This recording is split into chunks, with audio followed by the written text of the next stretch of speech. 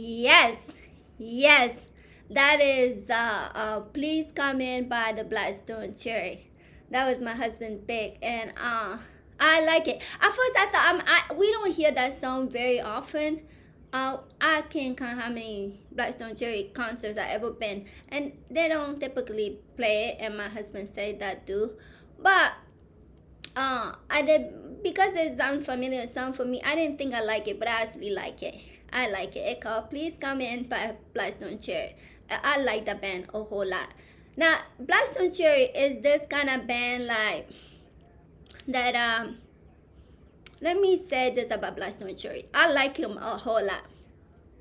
They started. I think they're from Kentucky. Okay, so these are the kind of people I was defending yesterday. Um, typical Mirror America, Republican type of thing. And the Blackstone Cherry, uh, in terms of the audience that goes there, would be like working class white folks mostly, who's like them. But I do think that is the kind of elevation or mindset that I like. They, although artistic people may share this type of thing, in my estimation, and I see a lot of rap bands, they like smarter than the audience. If I can say that. For example, the lead singer, his name is Chris Robinson, I think.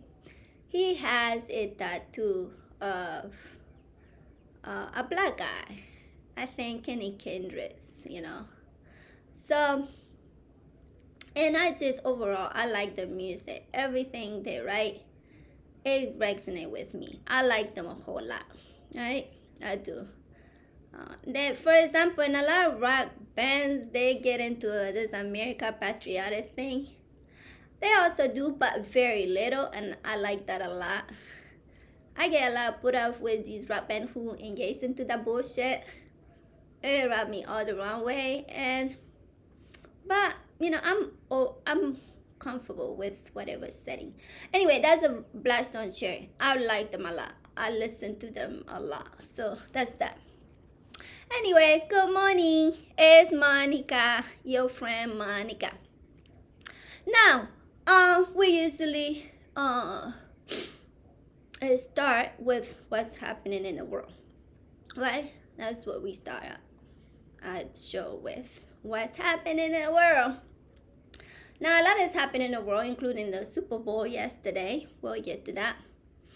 And although I can talk about leftist stuff that I have saw, but I'm gonna leave that aside. I'm gonna go to the mainstream here. As you know, my husband David, he watches WGN around the clock. Right? He does. Now, if you okay, let me say this first. I told you yesterday there's something strange that happened with my viewership on Facebook. The episode that I have, I think, is episode 16. All right, give me a second here. The episode 16. That was the day before yesterday. That episode. I noticed something that it was very little viewership for that. It was extremely low. It caught my eye.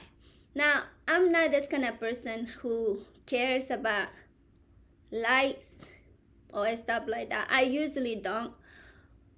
But I do recommend that here on YouTube, because when you don't like or you don't subscribe, the social media overlords will use that as an excuse that, oh, this is not a thing, it's probably a scam or something.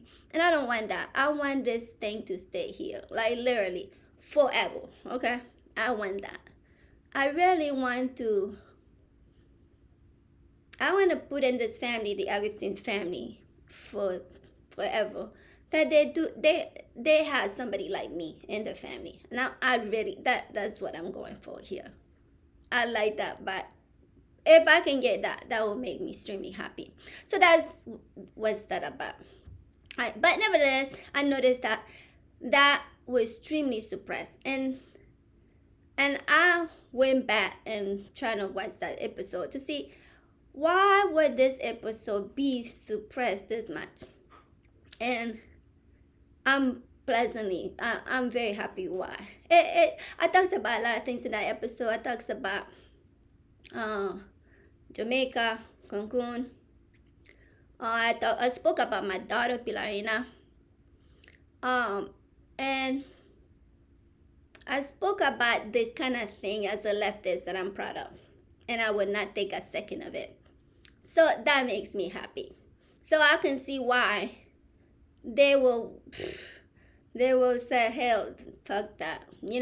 For the people who monitor Facebook and stuff, I think that's the kind of thing they will want to keep away.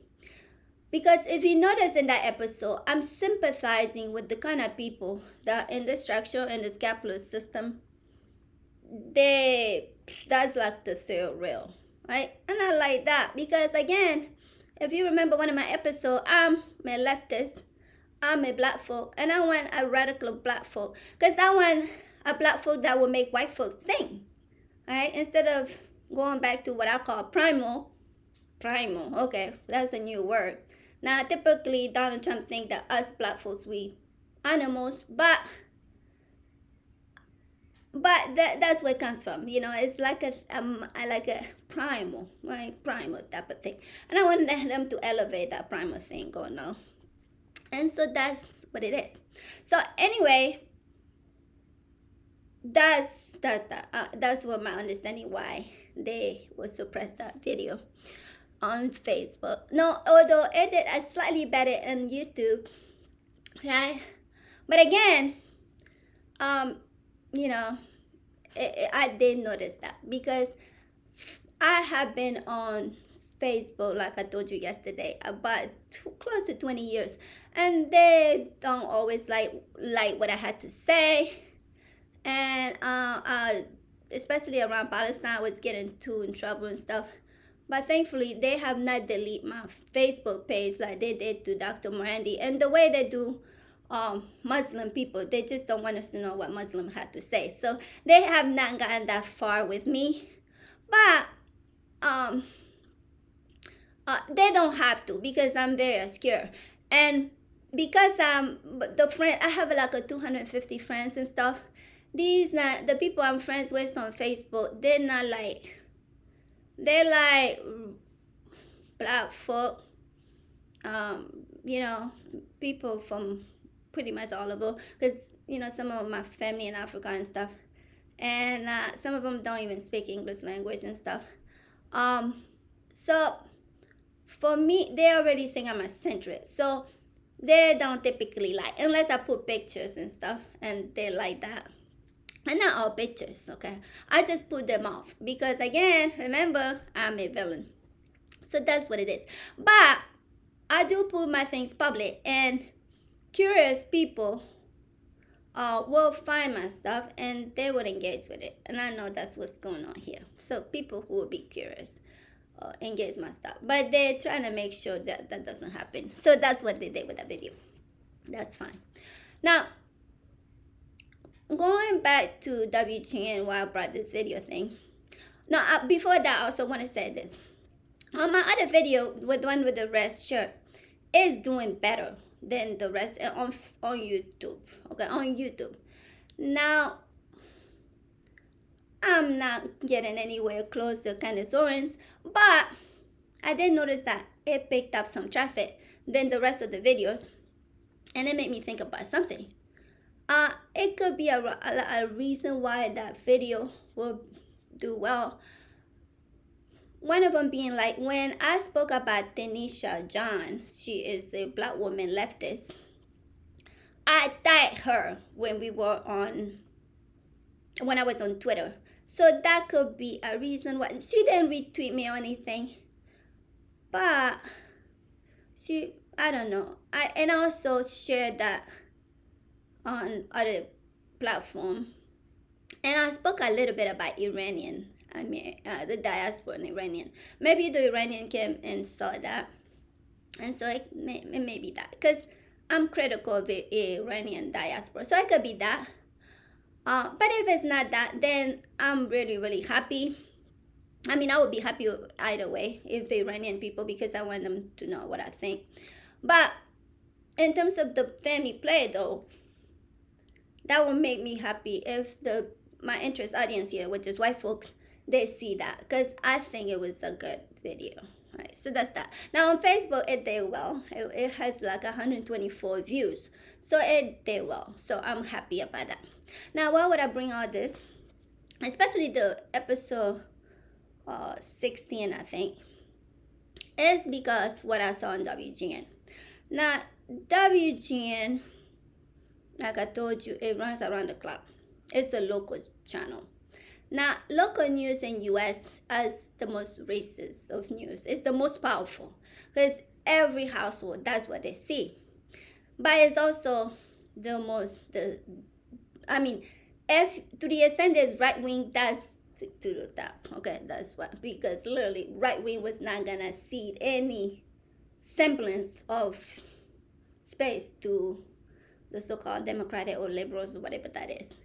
That's what it is. It's a right wing thing, in my opinion. It's what it is. It's right wing. I mean, you can see people color on local news, but that's besides the point. Let me tell you, okay?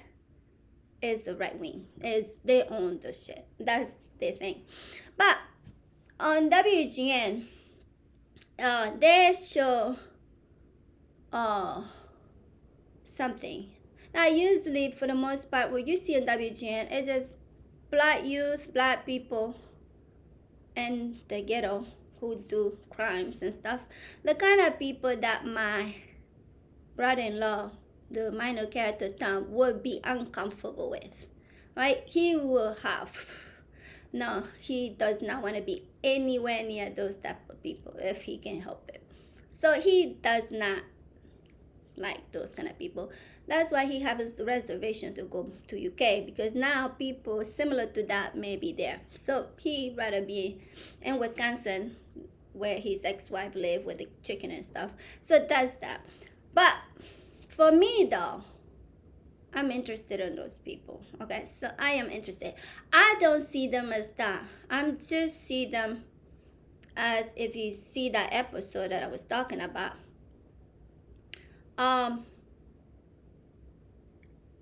And also the episode yesterday where I told you a little bit about black men in America, or black men on planet Earth, especially in white context.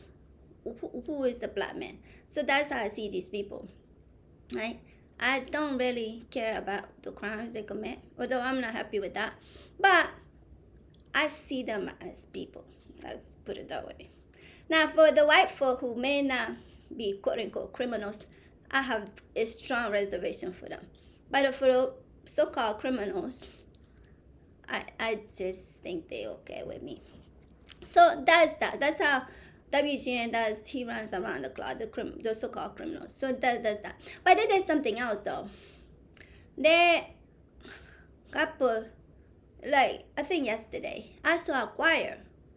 And it was all black youth, okay? So it's a choir. I don't know if it's church or what. I didn't really pay too close attention. But I did notice that on WGN, in this local channel in Chicago, WGN, I think channel 9 or something like that, they had a choir of black people singing. And black folks in U.S. are known to do that, because when it comes to black folks, the church is really the most important institution for black people. That's where they can actually be a whole human being, right? Where they have a little bit, something I call power. They are the pride power outside of the church thing, but in the church, though, they have a little bit of power. So that's that. Now, I saw the choir, and I like that. I like to see that there is a choir and singing and stuff. I like that a lot. In fact, I think my daughter Pilaina, I know, she used to be in Chicago Children Choir. She was on that stuff when she was younger. So I like seeing that. And I picked that up. I said, okay, it's black folks, black youth, they're doing a choir thing, I guess. It's better than the criminals, unless WGN is trying to show us in the spectrum of black people. So I was happy about it. All right. Now, for me, though, this is how I see that. It's good you showing us the choir and black folk. But for me, though, if you go to that episode that Facebook just refused to show people, that's my complaint. Let's not romanticize people. Let's see, quote unquote, the criminals as the people who are doing the choir thing, so to speak. That's what I want them to think about. Because if you remember that episode, what impressed me about my daughter is this. She goes to the neighborhoods that white folks just think like it's trash and everything in it is just garbage. But my daughter doesn't see that, right? Now, she had a lot of opportunities to be elsewhere where it would be no trash, quote unquote, but she chose to go there. And that brings me to the play. All right. Now, yesterday it was a Super Bowl. And if you remember episode 3, there's a comment I made there. That episode 3, I think that's where I discovered that my mother-in-law, she's the one who made the decision that I can go to her ICU unit. And I was contemplating. I was doing thinking with that stuff that day. And I made a comment in the episode where I said that my husband, David, they made him a mother, essentially. Now, there's a difference in a mother and a woman, okay? So let me put that. There's a difference between a mother and a woman, okay? My husband is not a woman, but my husband is like a mother, and I don't like that. Because again, I may be a leftist, but when it comes to children, especially, I think the women need to be involved by everything. I mean, I just think women should stay there for multiple reasons. One of them just being instinct, I suspect. Now, I'm not a scientific thing here, but I personally think that women, if you can do that, don't have children. That's my opinion, so to speak. Or put them in adoption. Hopefully a kind woman will adopt them or something. I don't know. Or you have an abortion or something. Do something, okay? That's my opinion. And I stay with that. I'm very serious about this. So, yeah, so I made that comment there. They converted my husband to a mother. That's what I said. That's a huge accusation I may add. Now, who would do something like that? Well, obviously, I'm implying this family. Oh, this is a cultural thing. It converted my husband. Instead of just being what I consider a father, now he's a mother. And I don't like it. I'm just going to tell you I don't like it. Now, why would I say that? Well, it brings me up yesterday. Yesterday, there was a Super Bowl, right? And this is the behavior of my husband. Like I say, I am the student of my husband. I mean, I've been like that observing him for many years. But when Lacey did that thing on her graduation, it went to the max. Because I'm just picking everything that he ever did and trying to understand it. Okay, first of all, why would I think that the whole child thing should be done by the mothers? And mothers who should be a mother, want to be a mother, and they can be a mother. The reason I say that is because the first threat to a human baby is their own father. Let me just say that. You can disagree with me, I don't care, but that's it. The first threat to a human child is their own mother. I mean, their own father, right? That's just how I see it. That's the thing. And a mother's job is to literally be the police for the child. I hope it makes sense. Right? So that's how I feel this. Now, when it comes to capitalism, they want to do this thing about quote unquote fathers and this whole thing about what is it? How to say this? Um, uh, what do you call it? Nuclear family, right? Nuclear family is, in my opinion, the one of the most overrated, annoying shit. It just annoys the fuck out of me. I hate it with passion. But say there was nuclear family. A nuclear family is a mother and father and their children. That's a nuclear family. That's the for the right wingers. That's what they want. I mean, that's it. That's the perfect shit going on here. That's what they want.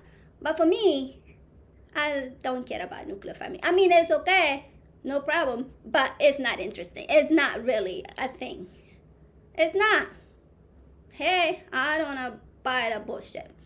It's not nuclear family. Because to the extent that you can have this thing, that means you have a perfect society. But you do not. So, hey, let's make sure everybody on the society are well taken care of. So that's that. Now, for my husband yesterday, while people was watching Super Bowl, and my husband was doing the same thing, he did something, and we almost got into an argument, but I cut it off because it's just something that we have been kind of, that's just, I understand why he's like that. And I understand why he's like that. Let me put it that way. But anyway, he made a comment. And so one of the players in the Super Bowl, I don't know, his wife is giving birth and shit. And I didn't see it, but my husband did pick it up. That a player, their wife is giving birth.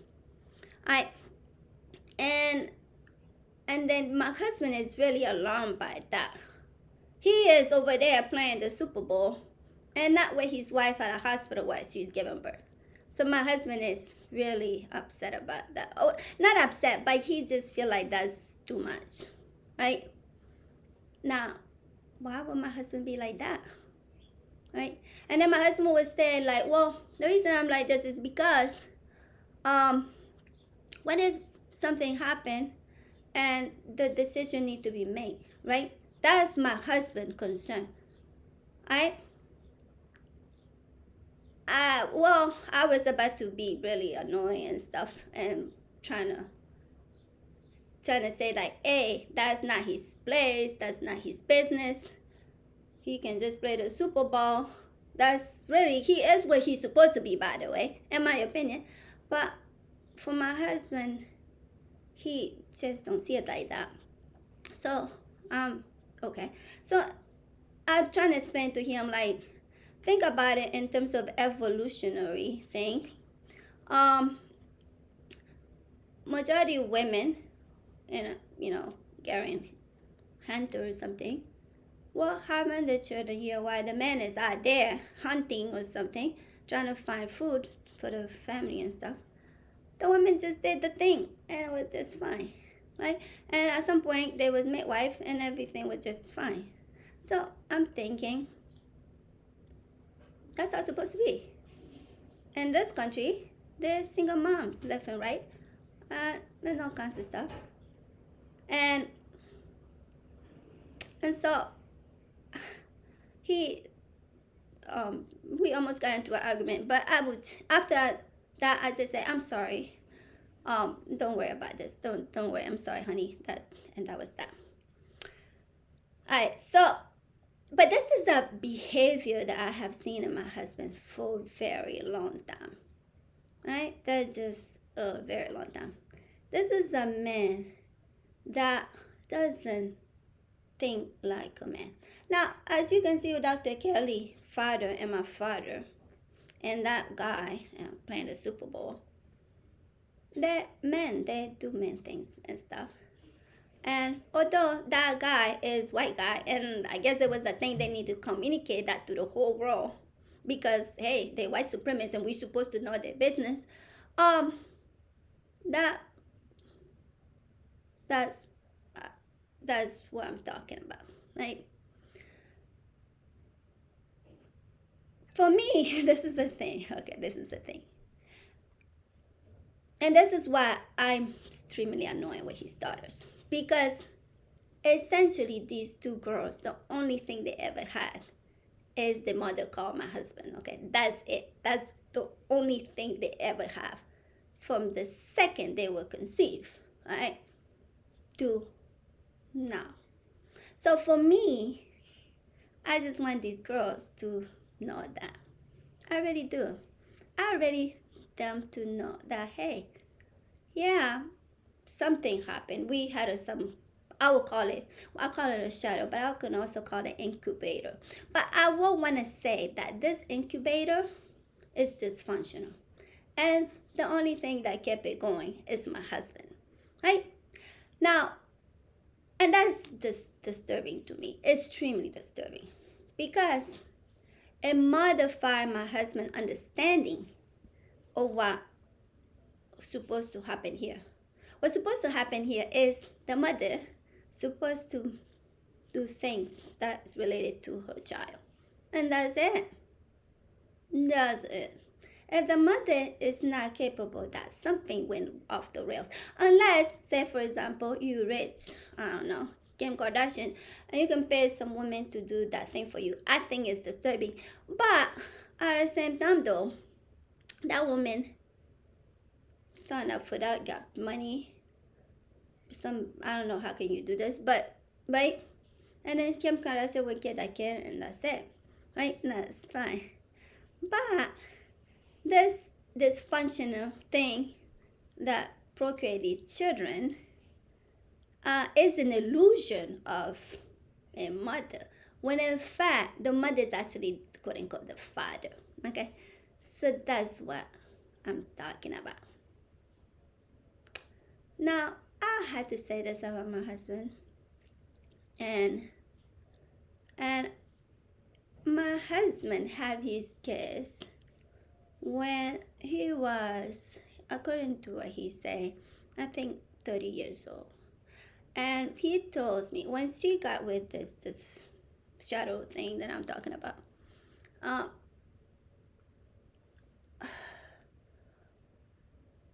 she at first the shadow just appeared like another person, just a regular person. But then, as soon as this got pregnant and stuff, things drastically immediately went to strange. And my husband told me that, based on like, okay, if you see this, you should make some decisions that you can, because it's just too much. You should just walk away from the situation. And my husband told me something that I feel like is interesting. He said, well, Monica, I had the urge, so to speak. I'm like, what's the urge? The urge that I want to be a father. Now he want to be a father. Now where would they come from? All right, fine, you want to be a father, that's fine. But you 30 years old though. You can be a father until you're 100, as far as I'm concerned, because men don't have biological clock. But he want to be a father, right? So he went along with this whole thing that he really should have walked away from, like, immediately, and do whatever he needed to do by any means necessary. So where did he get that from? Where did he get this quote-unquote urge that he needed to be a father? And now he needed to be a father by any means necessary, including if he has to have dysfunctional incubator, like I call them, right? So that makes me not happy. But I don't fault my husband though. I do not, because he was going along with the man supposed to do. Hey, this is not cool, but I'm a man and I'm gonna be responsible for this shit, right? So he went with this list, so to speak. So what I can say, and I'm not gonna stay here too long, is that my husband, from that second on, he became a mother, a little mother to these children in every conceivable way. Not only he was a mother, he was like, I want to see a caretaker, right? Too much. It's just too much. I mean, too much, okay? So for my husband, when she see, for example, a mother, let's say we're going to the park, and she see a mother carrying her babies like she's supposed to. My husband will be like, oh, why is she carrying the mother? Especially if he is with the father. For my husband, the mother don't supposed to carry the baby. It's supposed to be the father. That's strange. Because of this kind of behavior is just, I mean, everything. And like anything in relation to the child, in my husband's perspective, should be done by the father. Not the mother though. The father. Alright. So okay, that's fine. The father need to do everything for the child. I mean everything. Every single thing. Alright. But when okay, so that's that he's supposed to do everything. And for the children. But for the children in this house, obviously their mother did not last forever, that's for sure. And these children, yeah, the mother went away, but the illusion of the mother they never had. And I mean they never had it. Let me put it that way. Never. Not in any way I will constitute a mother should be. Now, as you can see, I am also not a perfect mother. I'm not. But I am a mother, okay? I'm in charge of my kids. And I mean, I'm in charge of my kids. No man is in charge of my children. They had to ask me. Although I do, as you can see with my ex-husband, I make sure my kids have good rapport with the dad. I have 2 different relationships with my 4 kids. 2 for each. I do. But overall, every decision of my kids is done by me when they were under 18 years old, for the most part. But not my husband, though. The names that these kids have typically need to becoming a mother. That comes from him. Everything about these kids, it comes from him. My husband is literally the mother of these kids. The mother of these kids. That's what he is. The mother of his kids, right? You can call that a father, but I don't think that's what a father is. Because in my understanding, the father is supposed to do that, plan the Super Bowl over there, right? And honestly, don't even worry about that. So they can deal with that later. But for my husband, that's just scary for him because he may have to make a decision on something that's really not related to him, right? None, zero, right? And that's what I call about culture, the acculturation, right? Now, that's how my husband is overall, right? And you will see why I would be so upset with Lacey, with her, what I will consider a bunch of bullshit, right? In fact, I'm cordial with her, and I like her a little bit, but I don't know.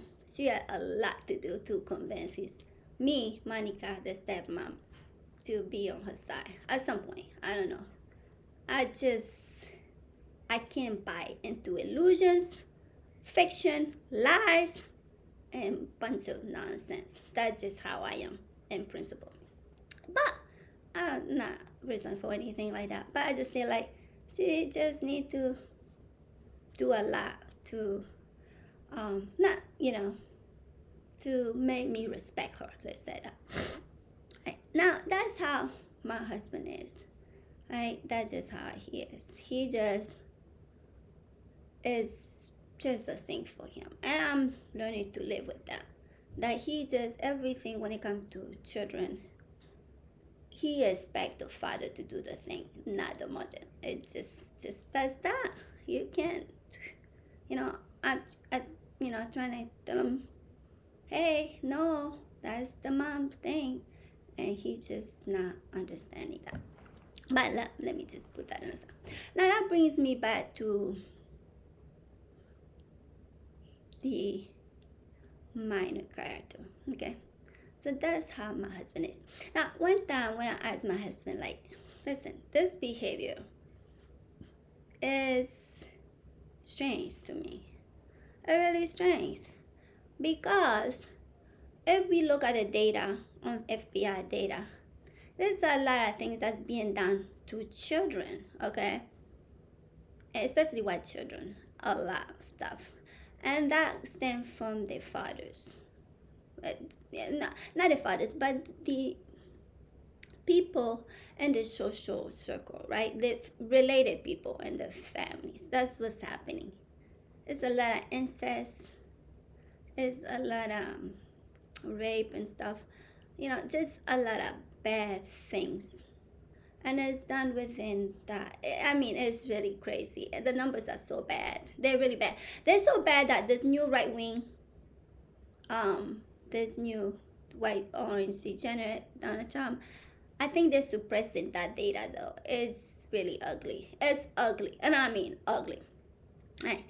And I won't understand this. Now, some white women, and I'm not on TikTok anymore, because TikToks now, they just it's owned now by people who just want to suppress a lot of ideas. And for me, I'm not on social media overall as much as I used to be, but I do go to the ones that I think I may be a little better, like Twitter.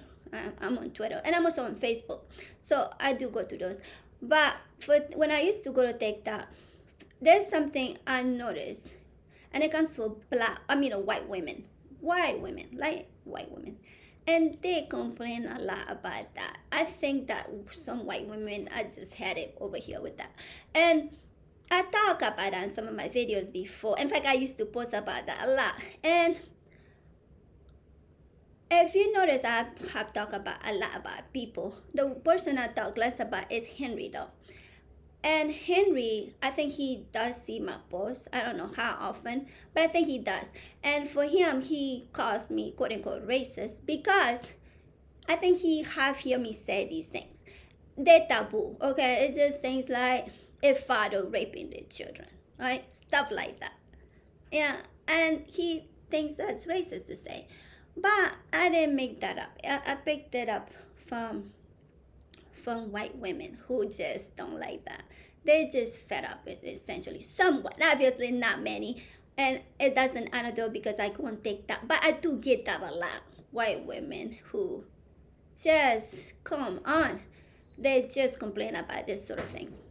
And so I picked that up there. But also I picked that up from FBI data and stuff. And to this point, I know that I don't go to FBI a lot of time. I don't do that too much. But that data also brought me to my attention by other white women, actually. And I'm like, oh God, this is something here. And that's what I picked it up. And I talk about these things because I love white folks. And if you haven't noticed yet, I love all people. I love all human beings. I really do. I just love people. I'm human, and I love human beings. So, but the thing about this is this: white folk, right, are the most powerful people on earth. They really are, okay? They are the most powerful people on earth. And I, as a woman of color, a black woman, I cannot enroll in no white folk. I just can't. I'm not ethnocentric. I cannot say, hey, I'm gonna concentrate on black folk because they just have too many problems. I forget about what white folk doing. No, I'm not gonna do that. I'm not interested. I wanna concentrate on white folk. I really do. And I don't know why, but that's it. That's all I talk about. Because the thing is that if the white folk improve, it will help the rest of us. Now, some black folks have a different idea. If the black folk improve, every else would be good. And yeah, it may be true in some things, but not in all. Okay, I just want good behavior within white people, so to speak. Because once it's a good behavior, I think that will percolate kind of fast. So I picked this up from that. Now, going back to this thing about uh, white children and Father's Day. How can I say this? When it comes to white family, especially my family here, there's something I noticed with this family. So you already know, my husband had a brother, the minor character Tom, and he is divorced, right? Remember I told you about Karen, he does his ex-wife, and he had 3 kids, right? So he's that, and he take care of those boys, okay? Now, one thing my husband told me when I was like, this behavior, that the way you guys operate with children is a little concerning to me. I know you guys are quote unquote good fathers, but I don't know what's this about, right? So, he was like, listen, that's how we were raised, right? This is how a father is supposed to behave, right? We're supposed to take care of our children. This is what we're supposed to do. This is how you're supposed to do it. And, okay, fine. Yeah, you're supposed to take care of your children. And, okay, I understand. So, if this is how you're supposed to take care of your children, there's some alienation going on here with these children and their mothers, okay? That's what I'm picking over here. And I don't like that, okay? I want white women to be in charge of their kids. That's it. I don't want white women to lose their right to their children. Put it that way. Because I just don't. I think the fathers...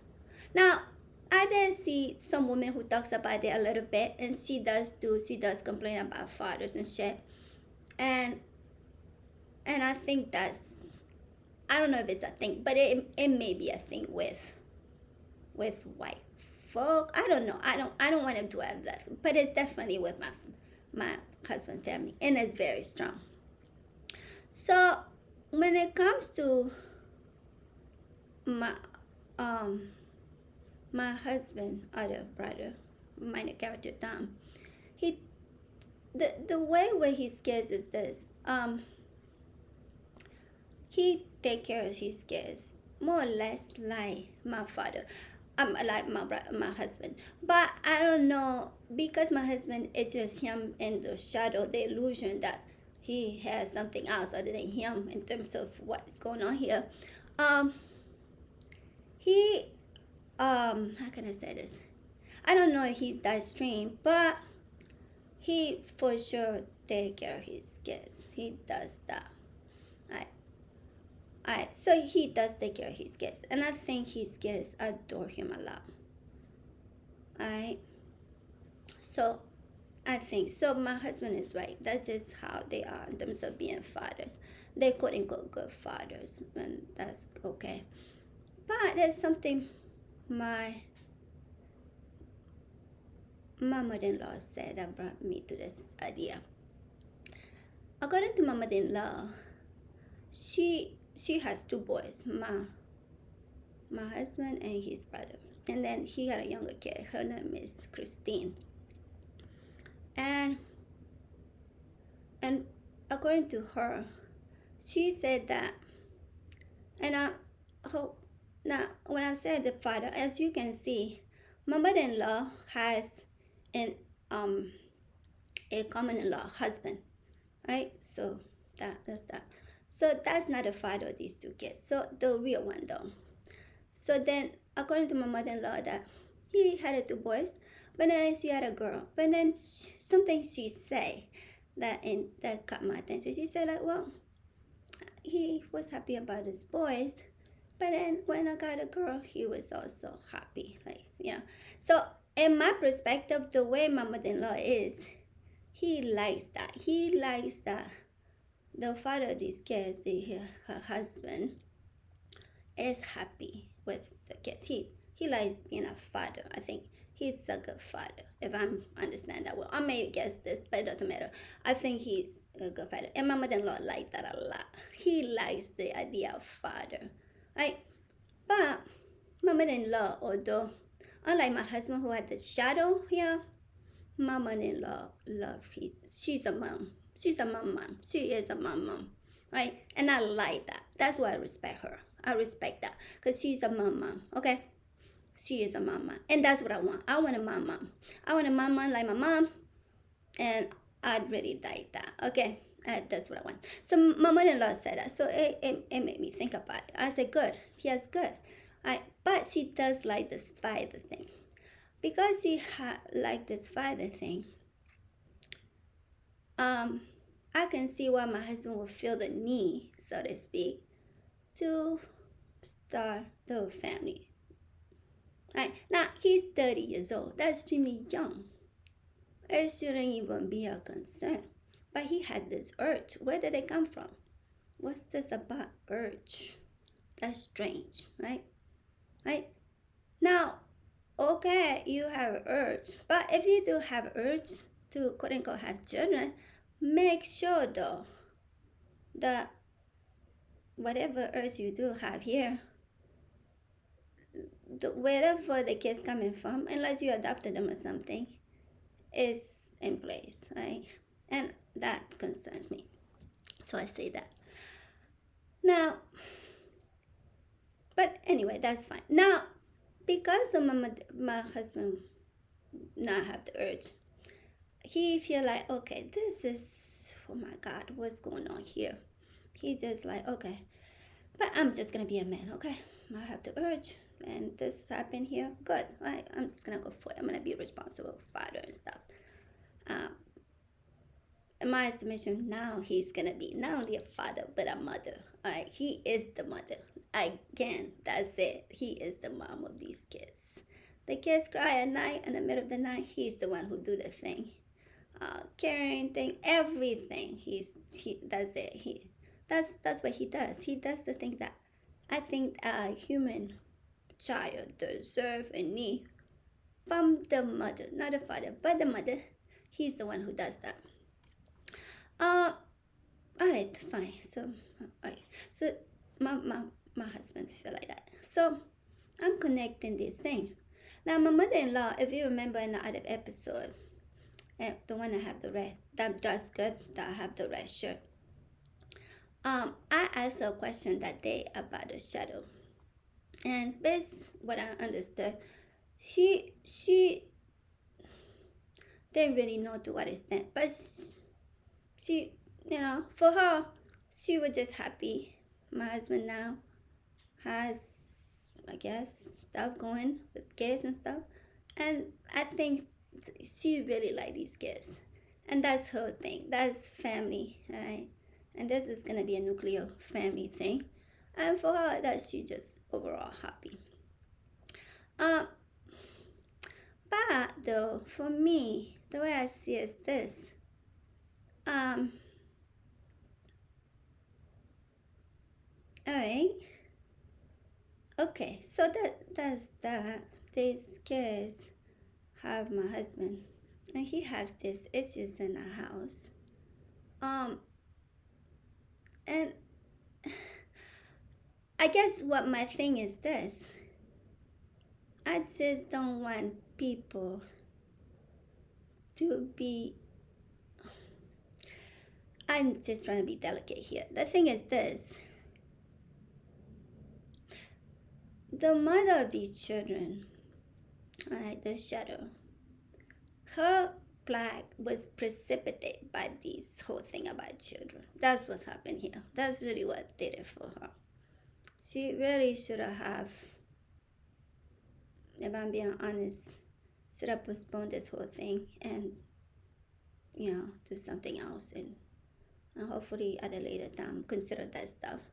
but that didn't happen. And overall, they just, for me, it was a negative for her, in my opinion. But they produced my husband 2 daughters, and my mother-in-law like that. And for me, it's this. I'm not interested in reproducing families. I'm interested on producing, being fair to humanity. That's what I meant with this. Right?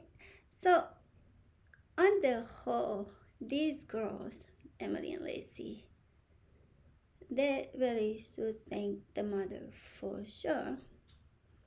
Because in the way I see it, if she didn't have them, she would have, maybe should have been a hero instead of being a shadow. But they really should thank their father too. Because the father is the reason made it to be what they are right here. And I think like that's asking too much beyond that for my husband, so to speak. As for my husband, minor character, from my understanding, now he is a divorce with this Karen woman. I don't know what happened with that relationship, but I suspect, I'm not sure, that it has something to do with the children thing. I don't know if that woman felt some alienated from her kids or something. I don't know. It may be that, may be something else. But I do know that whereas he is unhappy with Shana, that Shana may take some of his richness and stuff. That woman, Karen, my understanding is she really didn't want anything. She was just like, I'm out. Here you have it. You go ahead, do your thing. And I don't know Karen personally very well, but I wonder. I'm just contemplating here with, just hear me out. I wonder is something profound was violated for this woman. I don't know, right? So just to cut this short, so to speak.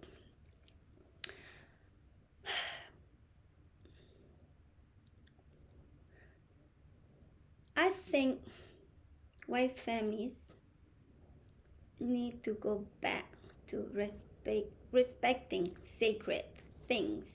Like, and although as you can see with black folks, they too do stuff.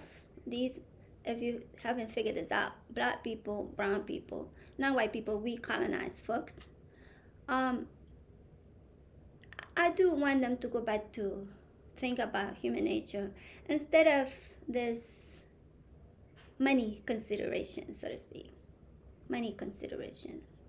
Right? Just go back to just basic human nature stuff in some way. Now, a lot of women, especially feminists and stuff like that, they think like above that, and they think that you can go above your human nature and stuff. But I think that's too romantic. I do think that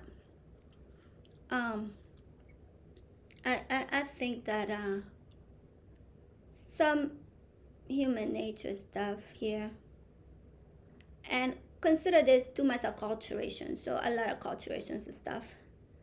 If we want to protect our children and we want to have good people, there's some things that need to be respected, some basic instinctual.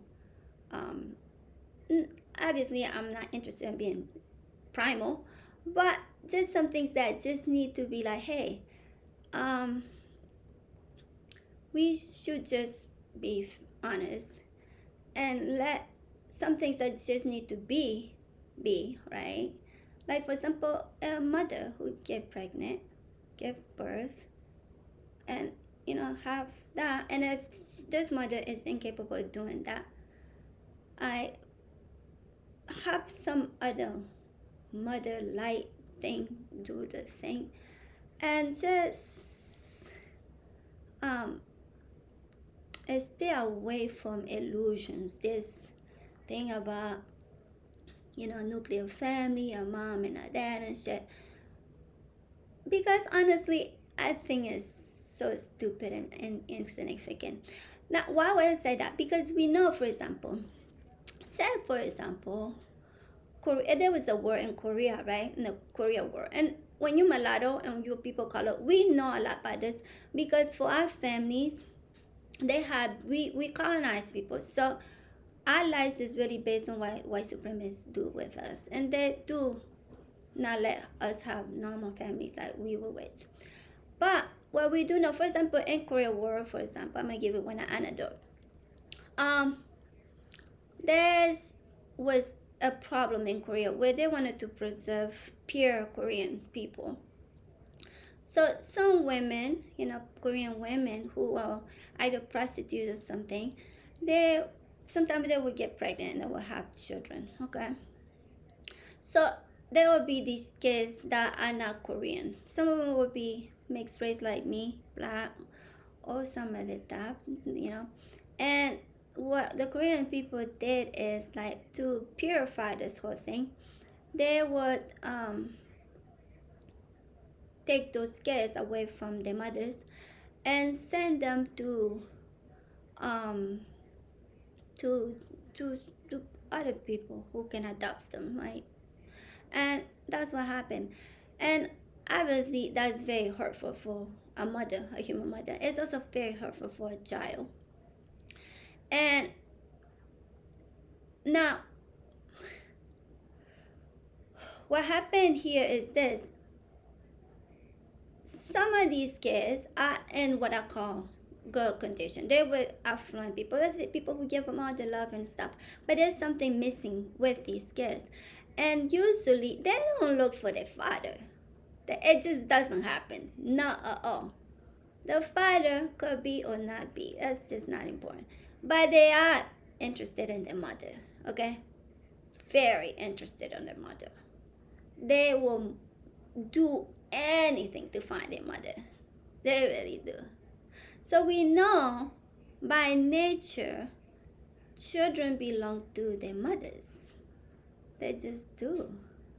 In the case of these girls, that mother was never gonna be there. I don't think. No, I don't think so. Honestly. Right? But it's important though to know that to give kids illusions. Right? Not to give kids illusions. And then just let men be men, I guess. Right? Not this thing they have to have urges and shit. As far as I know, if you have urges, have sex with somebody and call it a day. Right? Don't get to this whole thing. Right? And I don't know if you got what I got, but that's what I'm talking about. That's just how I'm thinking about these things. Instead of trying to concentrate on capital relations, concentrate on human relations. How about that? Yeah, I like that. Human relations. And I'm talking about profound, meaningful human relations. Because when we do that, we will not have Lacey, for example, disrespecting her father on her graduation day because, hey, she had a Bonnie and not her shadow mom, right?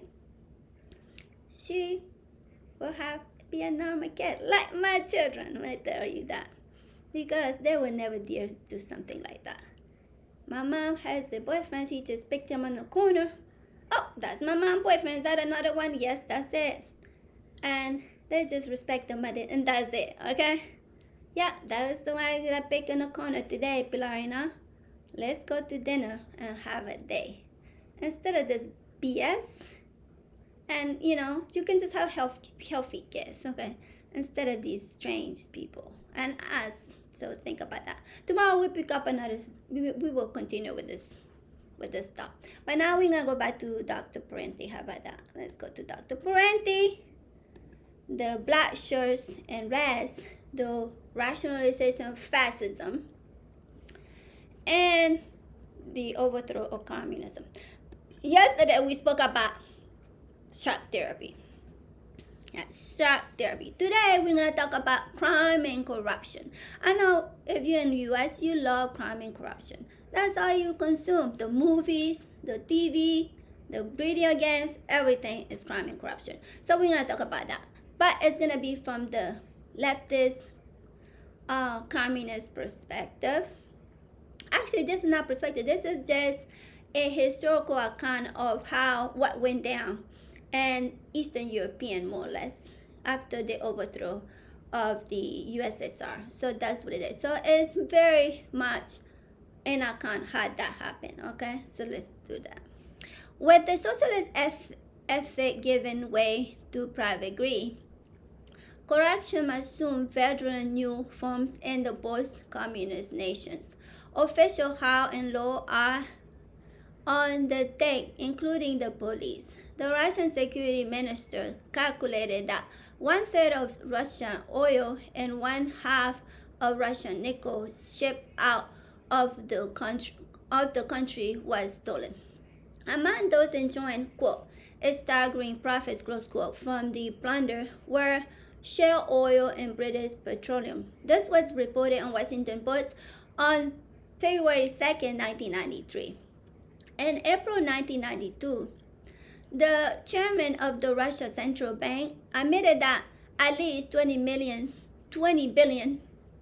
had been illegally taken out of the country and deposited in Western banks. And this was reported in the Nation on April 1993. Choice chunk of public real estate are quietly sold off as at a fraction of their value in exchange for payoff to the official who presides over the sales. Government officials buy goods from private contractors at twice the normal price in exchange for kickbacks. Factory directors sell state-made commodities at low state prices to their own private firms, which those firms then resell at market prices for a vast profit. One member of the Moscow City Council estimated that corruption amounted to hundreds of billions of dollars. If these funds went into state coffers instead of private pockets, quote, we could meet our budget 3 or 4 times over, close quote. This was reported in Los Angeles Times in July 10, 1992. Along with corruption, there is a usurp and organized crime. Over 100 racket syndicates in Russia now extort tribute from 80% of our enterprises. From 1992 to 1995, as competition for the spoils of, quote, reforms, end quote, it's testified 46 of Russia's more prominent businessmen were slain in gangland-style murder. In 1994, there were more than 2,500 contract murders, almost all of them unsolved. Quote, contract murders occur regularly now in Russia, and most go without much notice, close quote. That was reported in San Francisco Chronicle on November 17, 1995. Police said that lack the funds, personnel, and crime detection equipped for any real campaign against the mobs. Street crime also has increased sharply, and this was reported in New York Times, May 7, 1996. In the former Soviet Union, women and elderly who once felt free to sit in parks late at night, now they're not venture out after dark. Since the overthrow of the communism in Hungary, theft and other felonies have nearly tripled, and there has been a 50% increase in homicide. And this was reported in NPR on February 24, 1992. And if you haven't picked this for me, you should know that capitalism just brings all kinds of crimes. So crime is good for capitalism, right? It really is. And corruption. And I suspect that's what white folks do love capitalism, right?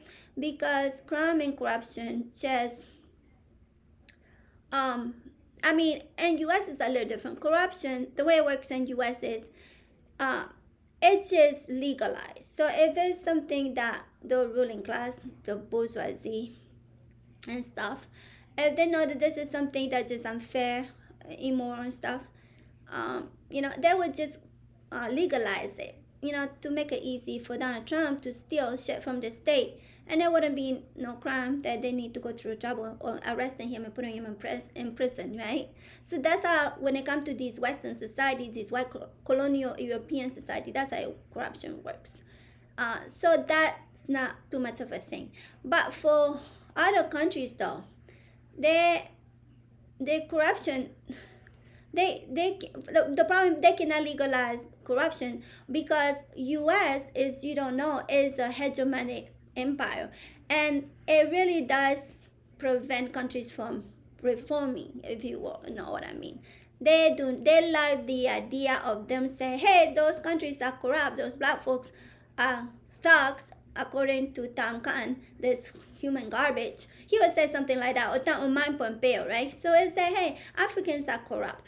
But what they leave out is the fact that Africa cannot do anything to make things less corrupt, right? Because U.S.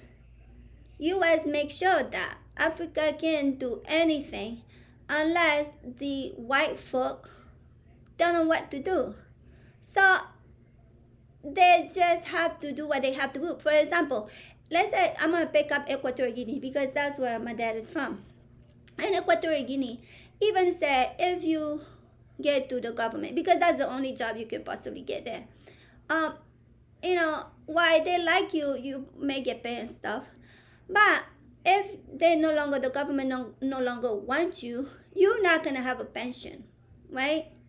You will not. For example, one of my uncles, his name is Moises. He used to be the photographer of the president of Equatorial Guinea.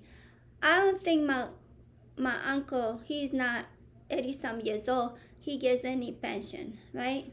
Now, my uncle is not corrupt, and he's lived modestly. And I think my cousins and stuff, they give him a little bit of money so he won't starve there with his wife, Enriqueta, my aunt. So I think he can get by. But again, he does not have, even though he gave his whole life to the state, they do not give him a pension, right? They do not.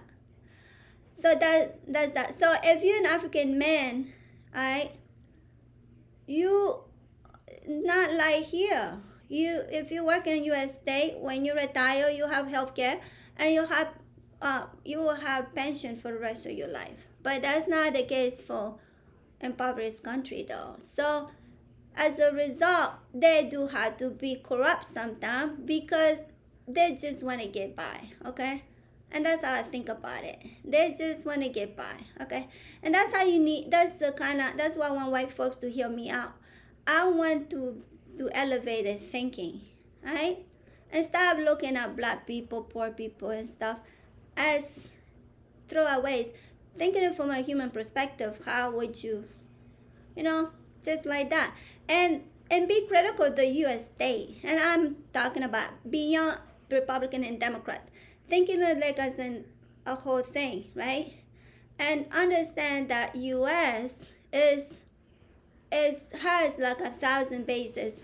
It doesn't have it for nothing. It's a reason why they have that, and why they want to keep the dollar as the most powerful currency. That has a lot to do how other countries operate and the things that you may not like there, what's going on. Okay, but that's that. Let's keep going with the reading.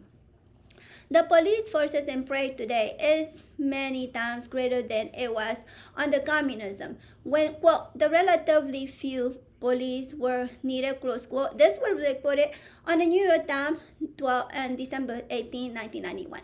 How are that field police were needed, and the communist police state that in the free market paradise. In the Republic of Georgia, life has been reduced to a level of violence chaos never imagined under communism. Criminal rings control much of the commerce, and paramilitary groups control most of the criminal rings. No longer able to sell his goods on the Soviet market, but unable to compete on the international market. Georgia industry has experienced a massive decline, and as most Eastern countries, the public debt has leaped upward while real wages have sunk painfully. And this was reported on the San Francisco Chronicle on July 20, 1993. All right. Now, we'll leave it there for today. But if you notice, Dr. Parenti does so much here. In my perspective, a lot of the things he really quote, all this is from the mainstream press. That's where he gets this information, from the mainstream press. And I like that a lot, because it tells me that before the mainstream press, there's some reporting, a little bit, right? There's some reporting. Nowadays, though, it does something weird. It really does. The New York Times, for example, if you read anything, for example, and I've said this a lot, in order to get a little bit of truth, you do have to read the whole article, which can be pages and pages long. And Dr. Parenti don't have that problem. He's a reader, and that's fine. And I think maybe that was the case here, and he picked up where the truth was, and he picked that up. But for average person here, they're not going to sit here trying to find the truth on the 17 page in the middle, right? They're just not going to do that. They're going to read the headline and maybe the first paragraph and call it a day. And it's hard for you to understand what's really going on. But nevertheless, I do want us to engage with reading, like I said yesterday. And that's why I read this book, because I want you to understand that the world as we see it is really messed up. And we, and the individuals, in our own way, we can do a little to make it better. And I'm really asking white folks not to get mad at me because I call your favorite, like Donald Trump, white degenerates, and have really negative attitude with some of the white things going on. But I do see white folks as human beings like me, and I demand better. Because if they do that and I do that, we all kind of get into somewhere better. So that's it for me today. We'll pick up today the cultural decay, and we'll just rock out of here with who you like to hear here. How about we actually finish with the Blackstone Cherry, the white trash? Let's do that. My kids can't hide anything from me. I'm home. Especially when they've been using toilet paper that doesn't